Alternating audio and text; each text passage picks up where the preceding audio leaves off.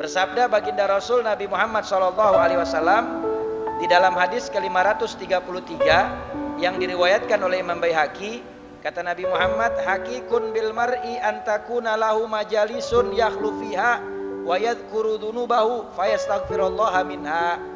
Maka sudah seharusnya bagi setiap manusia dia memiliki majelis yang di dalamnya itu dia mengingat dosanya, dia menyendiri, dia memohon ampun kepada Allah Subhanahu wa taala, beristighfar. Jadi ulama ada dua pendapat. Sebagian mengatakan maksudnya di rumah kita mesti punya ruangan khusus buat kita muhasabah, mendekatkan diri kepada Allah Subhanahu wa taala, mengingat dosa-dosa kita, lalu mohon ampun kepada Allah. Pendapat yang berikutnya, kita mesti sering-sering duduk di majelis ilmu, kumpul dengan ulama yang membuka tentang berbagai macam kesalahan-kesalahan dan penyakit-penyakit hati yang sering terjadi dalam diri kita, sehingga kita ingat lalu beristighfar mohon ampun kepada Allah. Jadi maknanya dua-dua ini penting. Datang-datang ke majelis ilmu, istiqomah di majelis taklim penting. Duduk di rumah, ada waktunya juga muhasabah di diri. Dan biasanya para ulama salaf itu mereka sebelum tidur mereka muhasabah diri. Hari ini apa saja yang sudah saya lakukan dari mulai membuka mata sampai mau memejamkan mata. Kalau banyak kebaikannya, alhamdulillah istiqomah dan perbanyak lagi. Tapi kalau banyak kemaksiatan dan dosanya, lalai dari perintah Allah, maka mesti diperbaiki dan mohon ampun kepada Allah. Begitu. Ini kita kan kagak. Kita mau tidur bukannya muhasabah diri, kita muhasabahin orang. Manusia paling demen banget ngitungin dosa orang. Padahal nanti di hari kiamat kita gak akan ditanya tentang dosa orang lain, yang ditanya dosa kita. Tapi di saat kita melihat ada orang melakukan kemaksiatan, maka kita akan dimintai tanggung jawab di hadapan Allah saat kita tidak memberikan dia nasihat untuk meninggalkan kemaksiatan yang dia lakukan. Adapun dosanya kembali kepada diri masing-masing. Maka jangan repot kita ngitungin dosa orang, tapi kita muhasabahlah dosa kita. Perbanyak ingat dosa agar kita banyak istighfar mohon ampun kepada Allah Subhanahu wa taala. Makanya baginda Nabi Muhammad SAW ngingetin nama kita tuh. Hakikun bil mar'i antakuna lahu majalisun yakhlu fiha wa yadhkuru dunubahu fayastaghfirullaha minha. Rawahul Baihaqi.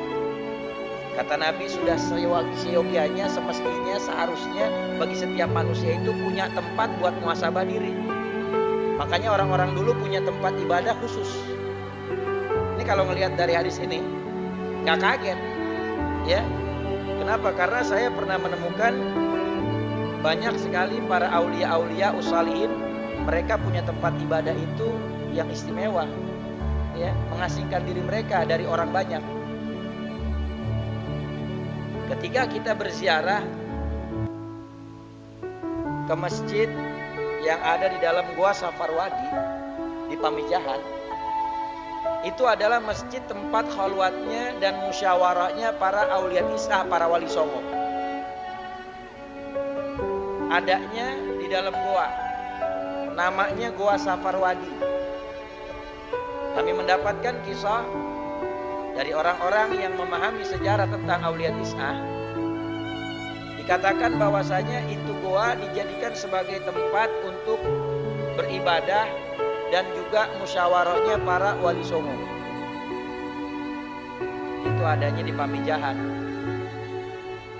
ya, di area pemakaman Maulana Syekh Abdul Muhyi Pamijahan, salah seorang daripada walinya Allah Subhanahu wa taala.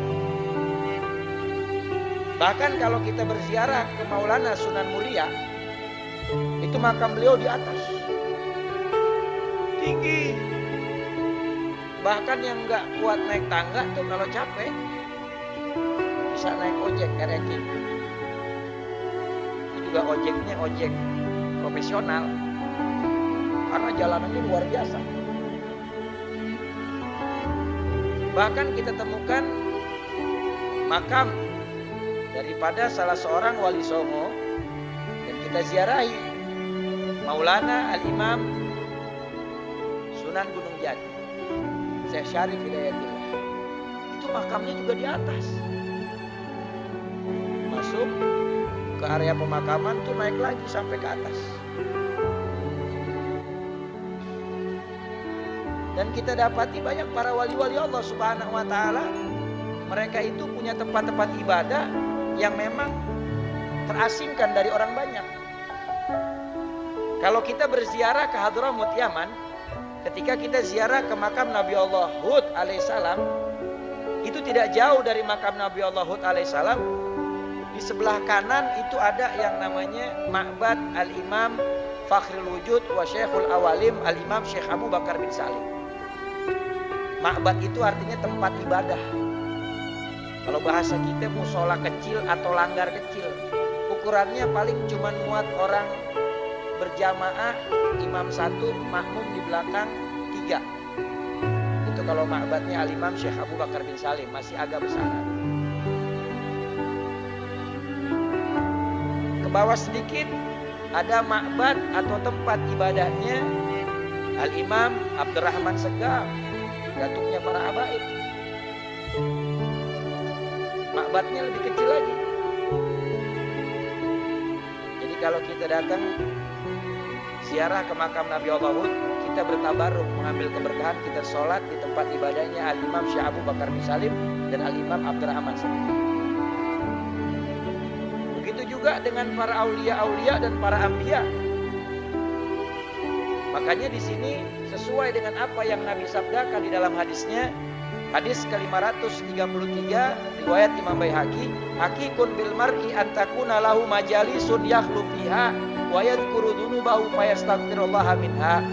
Sudah sewajarnya, seharusnya bagi setiap manusia untuk memiliki majelis atau satu ruangan, satu tempat dia ibadah, yakhlu fiha, yang dia di situ beribadah sendiri, mengasingkan diri dari orang banyak, wa yadhkuru dzunubahu, dan dia banyak mengingat kesalahan dan dosanya, fa astaghfirullah minha, lalu kemudian dia beristighfar, mohon ampun kepada Allah atas dosa-dosa yang pernah dia lakukan.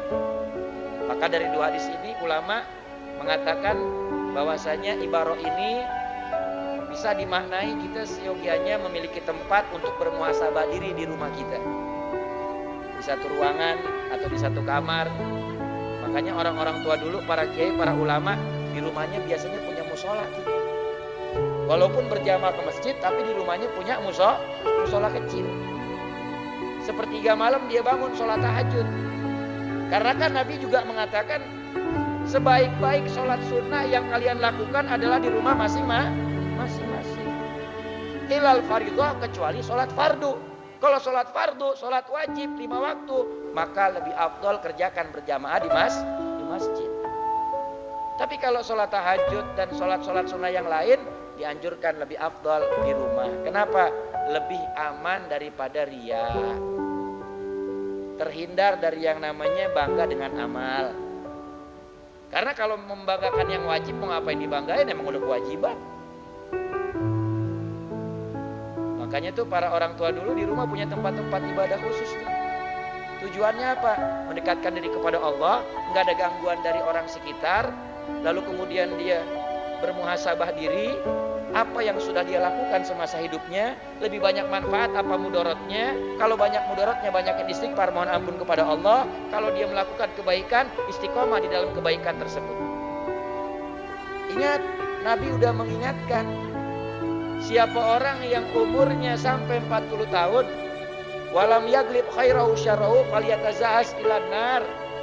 Orang yang umurnya udah sampai 40 tahun tapi kebaikannya belum bisa mengalahkan keburukan dan kemaksiatan yang dia lakukan, maka siap-siap dia akan dilemparkan ke dalam neraka. Alhamdulillah, midalik. Bahasa kitanya udah umur 40, kalau kagak mau tobat juga, masih banyakkan dosanya juga, siap-siap aja dilempar ke neraka. Itu kan kita bisa sadar kapan? Muhasabah. Satu, bisa dengan cara kita bermuhasabah di tempat yang tidak ada orang, kita muhasabah sendiri, mengingat dosa, banyak istighfar, mohon ampun kepada Allah. Tapi kalau mengikuti ibarat yang kedua, ulama mengatakan, maka seyogianya seharusnya bagi kita untuk hadir dan istiqomah, sering-sering datang ke majelis ilmu. Karena di majelis ilmu ulama akan menceritakan tentang penyakit hati. Dan kita semua memiliki penyakit hati.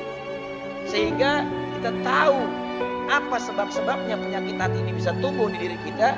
Lalu kita juga diberitahu oleh ulama apa obatnya untuk menghilangkan penyakit hati yang ada di diri kita. Sehingga kita jadi sadar, oh ternyata yang kita lakukan saat ini adalah dosa. Oh yang kita lakukan kemarin perbuatan dosa. Oh yang kita lakukan sekarang adalah kemaksiatan. Gak dapat ridho Allah dan Rasul. Maka banyak istighfar, mohon ampun kepada Allah. Begitu. Dan di majelis ilmu kan terkumpul semua keutamaan. Di majelis ilmu kita diingatkan kepada Allah. Di majelis ilmu kita didekatkan kepada Nabi Muhammad. Di majelis ilmu kita dibacakan ayat Quran.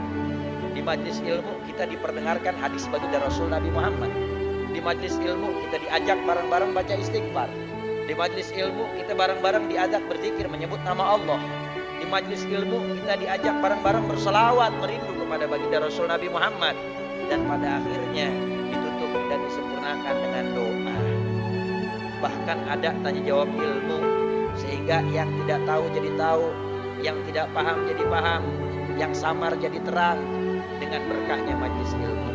Makanya seyogianya bagi kita untuk sering-sering dan istiqomah hadir di majelis ilmu serta banyak muhasabah diri dan memohon ampun kepada Allah Subhanahu wa taala. Mudah-mudahan kita bisa istiqomah di majelis ilmu dan kita juga banyak muhasabah diri dan memperbanyak istighfar mohon ampun kepada Allah, dan semoga Allah ampunkan segala kesalahan kita, kesalahan kedua orang tua kita dan juga kesalahan keluarga kita semua. Amin ya rabbal